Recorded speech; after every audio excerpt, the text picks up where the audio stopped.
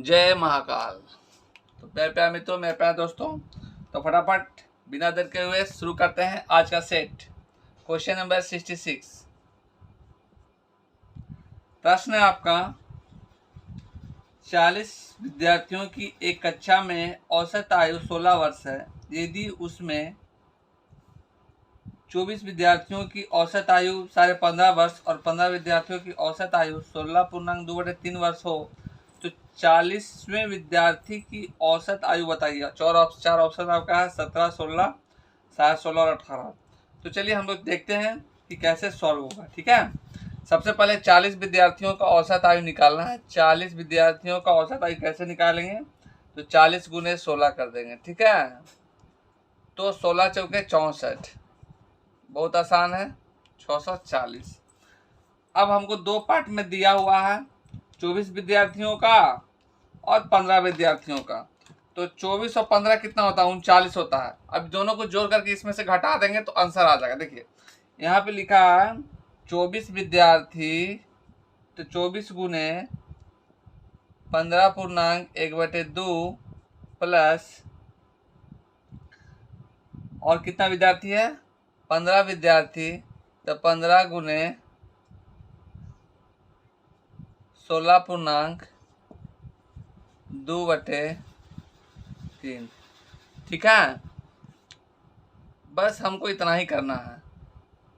तो अब हम लोग यहाँ पे देखते हैं कैसे करेंगे इसको।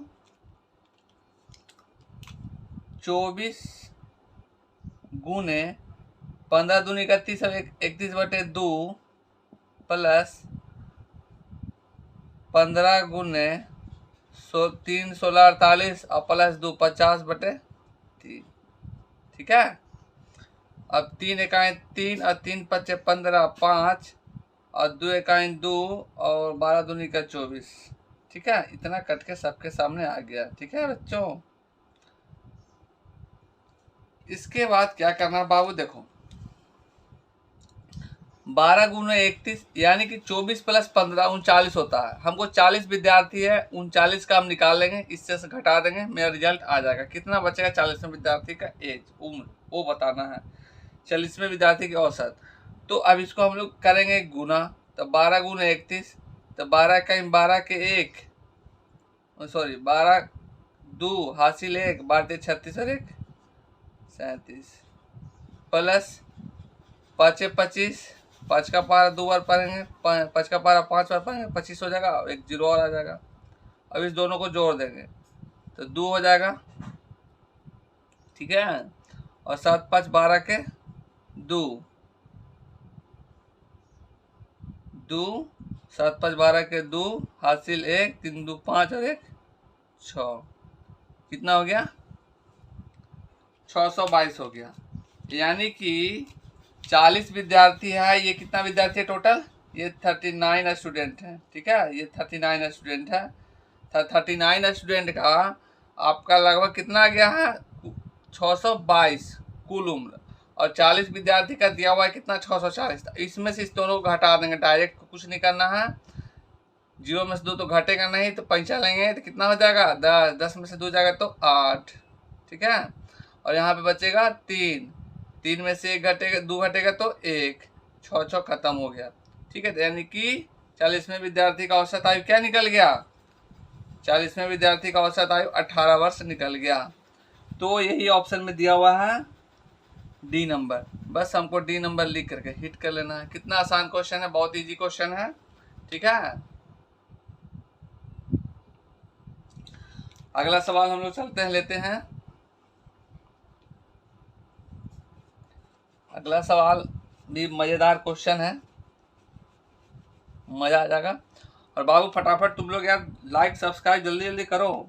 ये रहा स्क्रीन पे क्वेश्चन नंबर 67। ठीक है, ये रहा 67 में है कि किसी ठेकेदार को ए और बी 2 ऑर्डर मिले, उसमें से एक ए पर उसने 25,000 रुपये खर्च किए और 30,500 रुपये का बिल बनाया। यानी कि उसने जो है एक मतलब ऑर्डर जो था उसका जो खर्च है उसका 25,000 का है, लेकिन उससे बिल कितने का बना रहा, 30,500 का।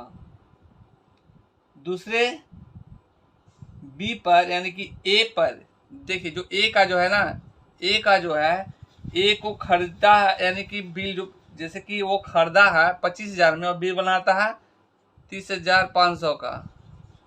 खरीदा है कितना में, 25,000 में, तो प्रॉफिट कितना हो रहा है, 5,500 का।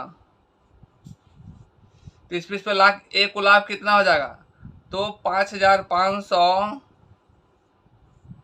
क्रय मूल्य कितना हो जाएगा इसका, यानी कि जो खरीदा 25,000 गुने 100, तो प्रॉफिट यही ना हो रहा है इसका, लाभ। अब हम लोग काटेंगे इसको, 1 0 2 0 1 0 2 0 खत्म, ठीक है। अब 25 दहा का 250, 25 चौके 100, 2 दूनी के 4, 2 पचे 10, 5 इकाई 5, 11 पचे 55, तो कितना आ गया, 11 दूनी का 22% इसका लाभ हो रहा है। और आगे क्वेश्चन में बोल रहा है ना कि दूसरे बी पर उसे सिर्फ बी का लाभ दिया हुआ है, 20% लाभ रखते हुए बिल बनाता है। यानी बी जो क्या करता है, ये ए का लाभ हो गया 22%, और बी क्या करता है कि जो बिल बनाता है वो किस, जो भी प्रोडक्ट पे ऑर्डर है, जो द प्रिंट है उस पर 20, जो खरीदा है उस पर वो 20% अपना फायदा लेकर के बिल बनाता है, ठीक है। 20% फायदा लेकर के बिल बनाता है कौन, तो बी। समझ में आ गया, ये ए हो गया, ये टोटल ए हो गया और ये बी हो गया। अब उन दोनों में से ज़्यादा फायदा किस ऑर्डर पर होगा, तो वो दोनों में से किस ऑर्डर पर फायदा लेगा, क्योंकि 22% तो ये बना रहा है ना ए वाला, तो जाहिर सी बात है कि ये वाले पे ऑर्डर पे ज़्यादा फायदा होगा। देखिए ऑप्शन में क्या लिखा हुआ है, ऑप्शन में लिखा हुआ है बी, बी नंबर ऑप्शन में ए लिखा हुआ है, ठीक है। बी नंबर ऑप्शन में ए लिखा हुआ है, तो आपका बी नंबर ऑप्शन सही हो जाएगा यहाँ पे, ठीक है, ये वाला 22%। ये था आपका क्वेश्चन। अगला सवाल हम फिर लेते हैं।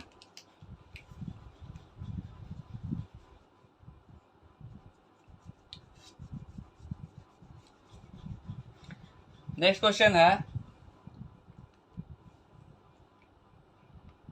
68।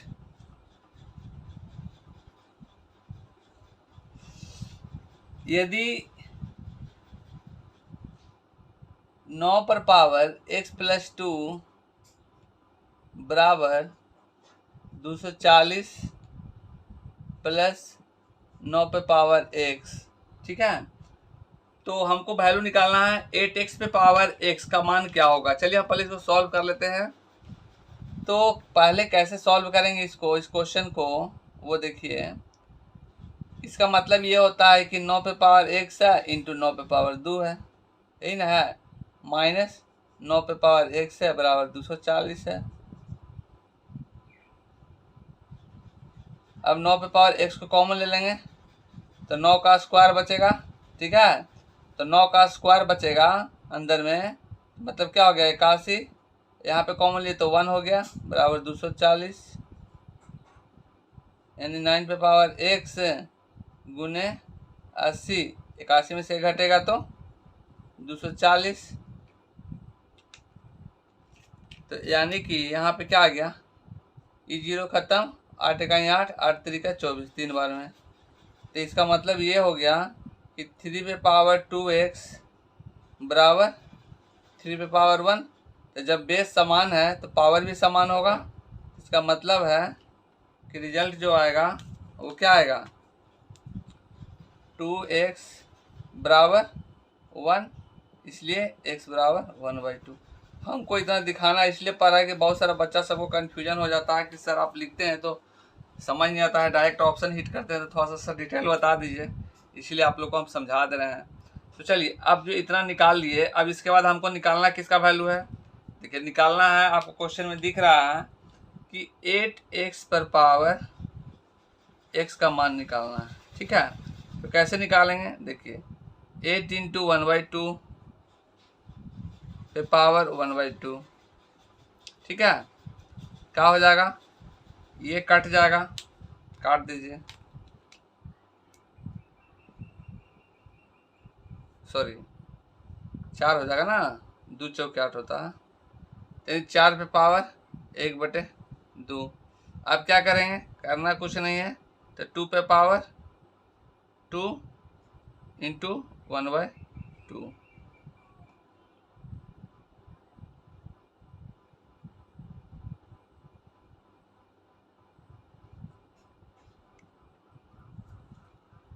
समझ में आया? 2 पे पावर 4 का स्क्वायर कर देंगे, बाहर में पावर ऑलरेडी है, तभी क्या हो जाएगा, कटेगा। एकदम डिटेल में समझा दिए, बोल लीजिए क्या बचा है 2। तो जो ऑप्शन है उसको लगा दीजिए हिट, डी नंबर। तो बस ये डी नंबर ऐसे करके हिट कर देंगे। ठीक है, बहुत आसान है, सिंपल है। तो ये था क्वेश्चन,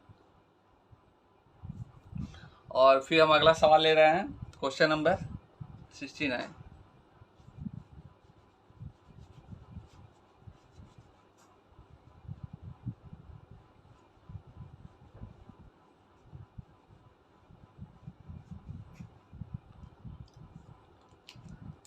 जो है, बहुत सारा बच्चा सब क्वेश्चन ये छोड़ देता है। क्या बात करते हैं सर? हाँ, बहुत सारा बच्चा सब क्वेश्चन छोड़ देता है, क्योंकि क्वेश्चन आपका स्क्रीन पे दिख रहा होगा, कितना दिख रहा है। पहली बात बच्चा सब पढ़ेगा ही नहीं, क्वेश्चन लिखा हुआ है 2 वृत्त जिसके केंद्र पी और क्यू हैं और बाहर से एक दूसरे को स्पर्श करते हैं, एक सरल रेखा जो स्पर्श करने वाले बिंदु से होकर खींची जाती है, तो ए बिंदु पर केंद्र P वाले वृत्त को काटती है और B बिंदु पर केंद्र Q वाले वृत्त को काटती है, तो निम्न में से सही उत्तर बताइए।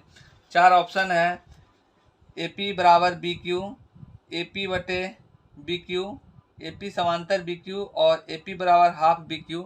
तो चलिए इसको हम लोग सेटिस्फाई करते हैं कौन सा मेरा उत्तर सही है। ठीक है, तो पहले सबसे पहले यहाँ देखिए कि 2 वृत्त है, 2 वृत्त जिसके केंद्र P और Q है। 2 वृत्त पहले बनाते हैं, 2 वृत्त बना लिए जिसके केंद्र P और Q बाहर से एक दूसरे को स्पर्श करते थे। ये बाहर से एक दूसरे को स्पर्श कर रहा है। ठीक है, ये बाहर से, अब ये वृत्त हमको ये नहीं पता है कौन छोटा है कौन बड़ा है, सिर्फ बोल दिया वृत्त है। चलिए 2 वृत्त बना लिए जिसका केंद्र क्या है, P और Q है। जिसका केंद्र क्या है, ये केंद्र है दोनों का, एक दोनों का केंद्र बना लिए हम लोग। एक केंद्र P है और दूसरा केंद्र Q है। ठीक है, एक सरल रेखा जो स्पर्श करते हुए बिंदु से खींच जाती है। अब एक स्पर्श रेखा खींचा जा रहा है। ठीक है, एक स्पर्श रेखा खींचा जा रहा है, जाती है, ए बिंदु पर केंद्र P वाले वृत्त को काटती है। अब देखिए ए बिंदु पर P वाले वृत्त को काटती है। ठीक है, और B बिंदु पर Q वाले वृत्त को काटती है। ये B बिंदु है, यहाँ पे Q वाले को काटेगा। ठीक है,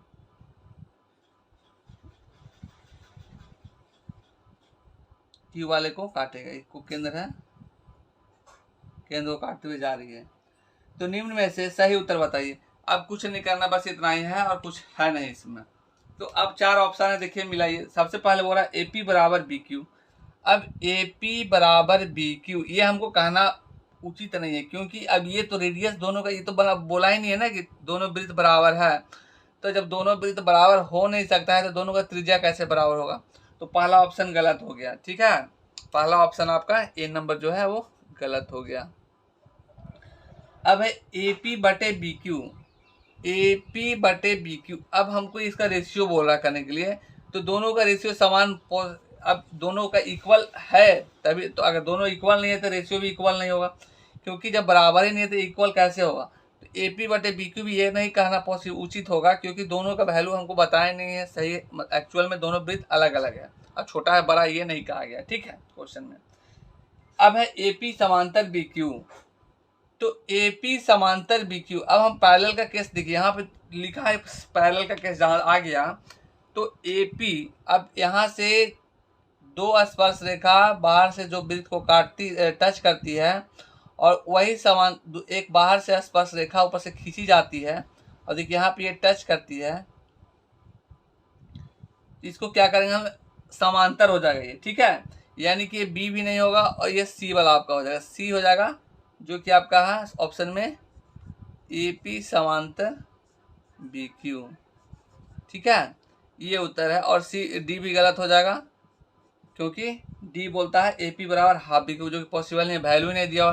तो जब वैल्यू नहीं दी तो हम डिसाइड नहीं कर सकते। हाँ, समांतर का केस में समांतर कह सकते हैं कि वो समांतर है, केंद्र से स्पर्श रेखा केंद्र से होकर दोनों जा रही है एक ही चीज में, तो समांतर है। तो ये आपका ये C नंबर सही है। ओके मेरे प्यारे मित्रों, मेरे प्यारे दोस्तों, तो इसी समय अगले क्लास में फिर हम मिलेंगे, तब तक ले दीजिए इजाजत। जय हिंद।